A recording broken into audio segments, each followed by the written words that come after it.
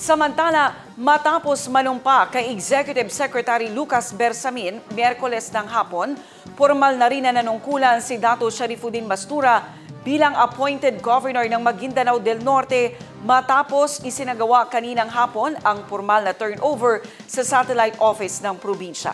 Ang detalye mula kay Naphtali Bendol. After all, because we too embrace our commitment to support our new leader in his term in the coming years.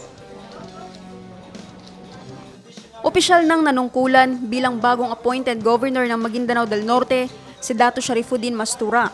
Ito ay matapos formal na itinurn over ni BARM Interim Chief Minister Abdul Rauf Makakua ang dati nitong posisyon na appointed governor ng probinsya.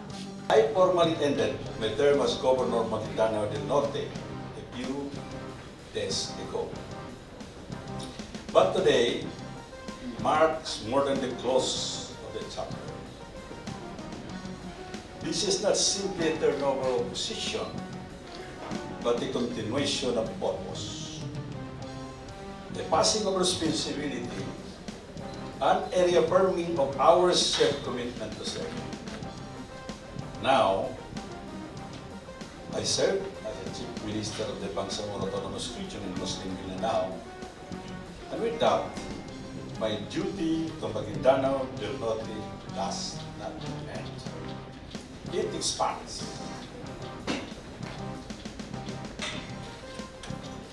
This province is not behind me.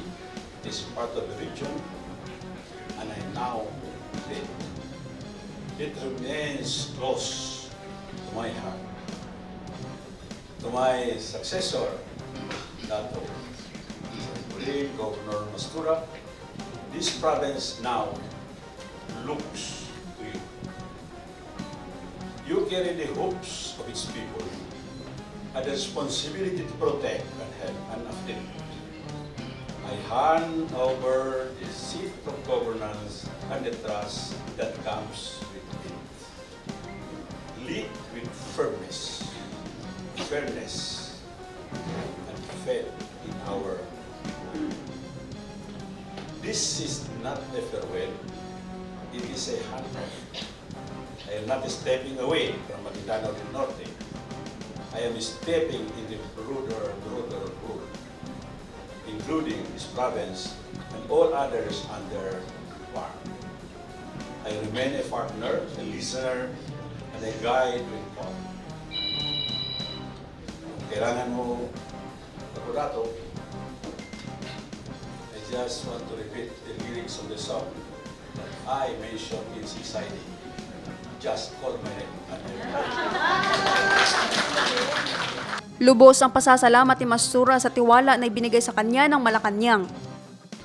I took my oath in Malacanang, and it was a reminder that we are already in the Ashur al-Awakhir, or the last 10 nights of Ramadan, and this task has been handed down to me.